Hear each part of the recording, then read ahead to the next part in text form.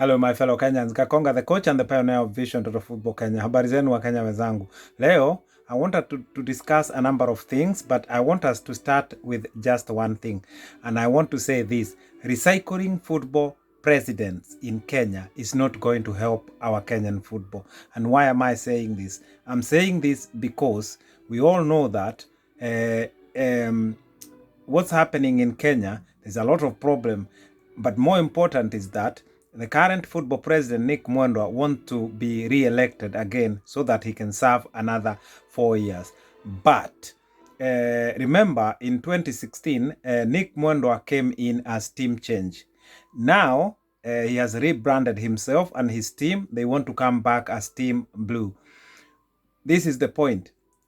Whenever a team has failed to deliver, going into the next election, they always rebrand themselves into something else.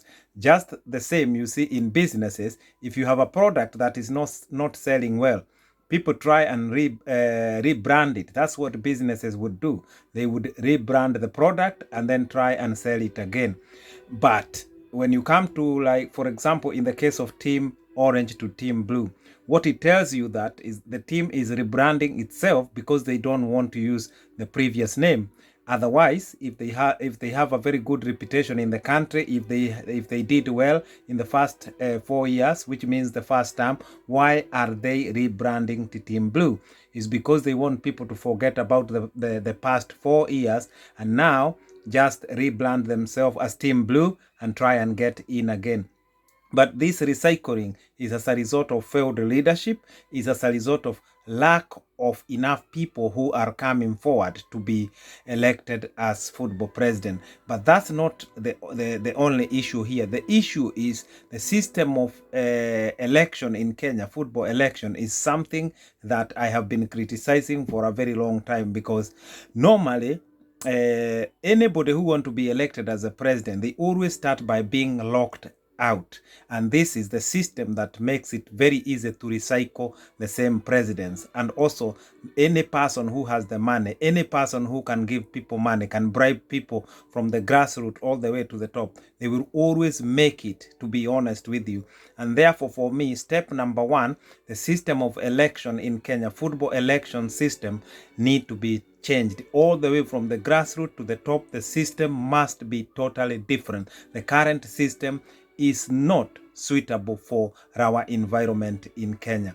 That's to do with the football elections. Again, I have another question to ask. I said, why do we have tight names that are not in FKF constitution, but they are in the electoral code? For example, this position of a woman rep, another position of a youth rep. These two positions are appearing in electoral code, but they are not recognized in FKF constitution. What does this tell you? That these positions have been thought about very quickly and they were put in the electoral rules, but they are not in the constitution.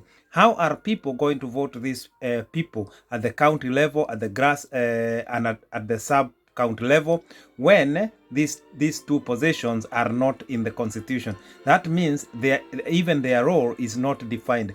And I have been messaging people through my Facebook within FKF and asking them, what is the function of a woman rep and youth rep? No one has been able to answer this question. People are just disappearing from my questioning. Therefore, electoral code, FKF electoral code, is full of mistakes and it must not be used for another FKF election. That one, done, deconstructed, finished.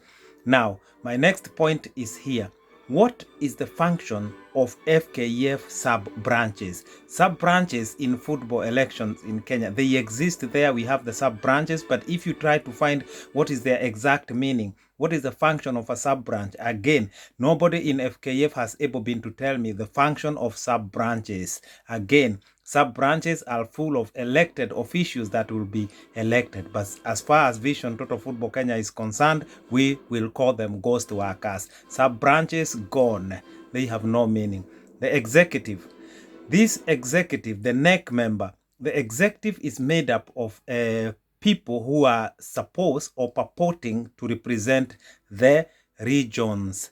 Number one, they are not elected in their own regions. They just come and get elected in Nairobi together with the president. And then they are told this one represents Nyanza province, Coast province, I don't know, Eastern province, I don't know, Nairobi, whatever. But if this was to be correct, they first need to be elected from their own region before they can, before they can come to represent. In fact, they don't even need to be elected in Nairobi. Why? Because if they were elected in their own region, that candidate would be good enough to represent the region at the national level. So this idea of voting NEC member at the national level is something that is not good as well. Now, number two, what are the regions serving? Regions are not recognized in Kenyan constitution. Regions do not serve anyone. Counties serve people in nowadays. Regions are not important in Kenya. Therefore, for me, NEC member again, that will go. And also adding into that is this.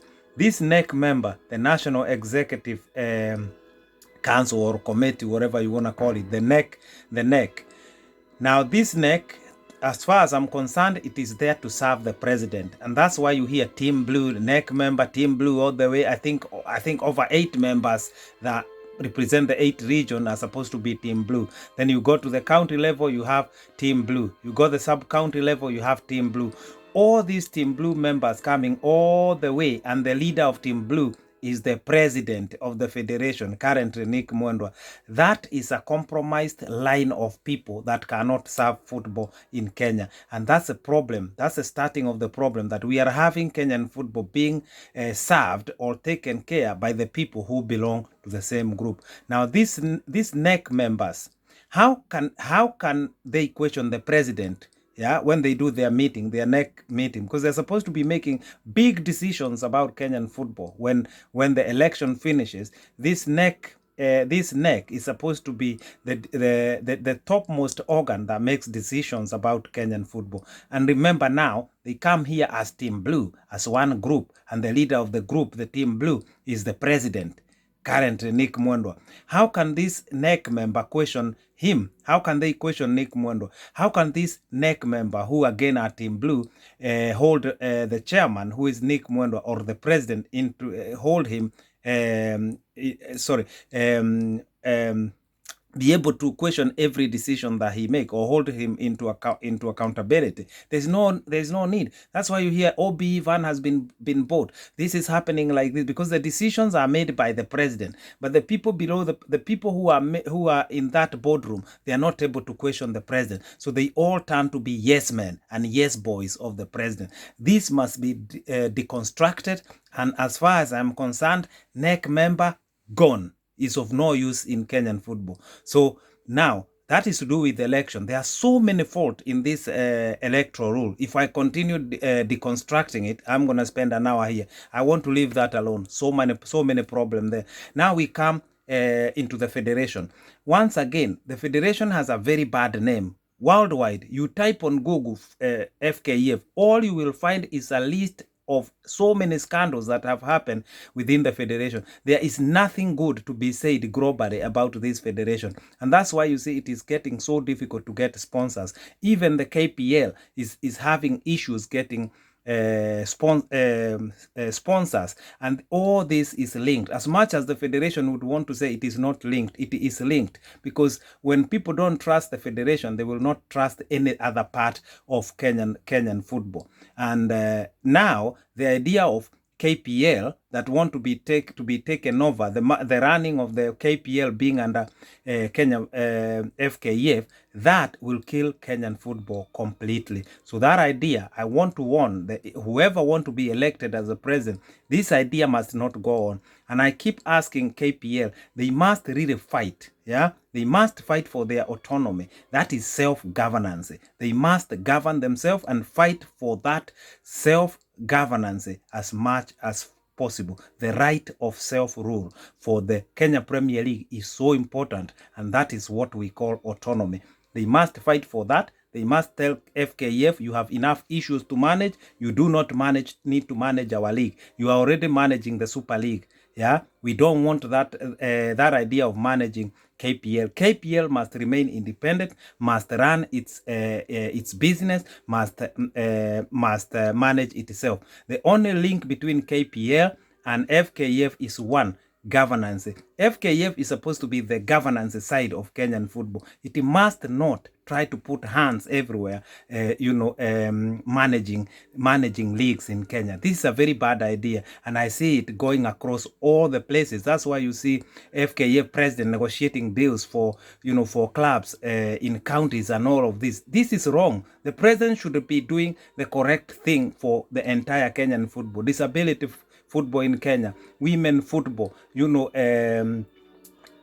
youth football, all over the country, all over the counties. This idea, the president almost becomes a PR, a PR instrument. Timu ikienda France, the president goes. Timu ikienda AFCON, president yuko hapo. Wasichana wakishinda somewhere huko, I don't know, they play where and they win. When they're coming in the airport, the president is there receiving them. The president must have a defined role, not just running around everywhere doing anything. That is not why the football president is elected. The football president should have the interest of Kenyan football entirely, not just where there is little success here and there. Talking about Harambee Stars like it is the only football that exists in Kenya. Harambee Star is a very, very small part of Kenyan football. Starlet is a very, very small part of Kenyan football. But Harambee Stars and Starlet has clouded Kenyan football. That's the only thing FKF ever talks about. For God's sake, where is the youth football? Where is the grassroots football? Where are the counties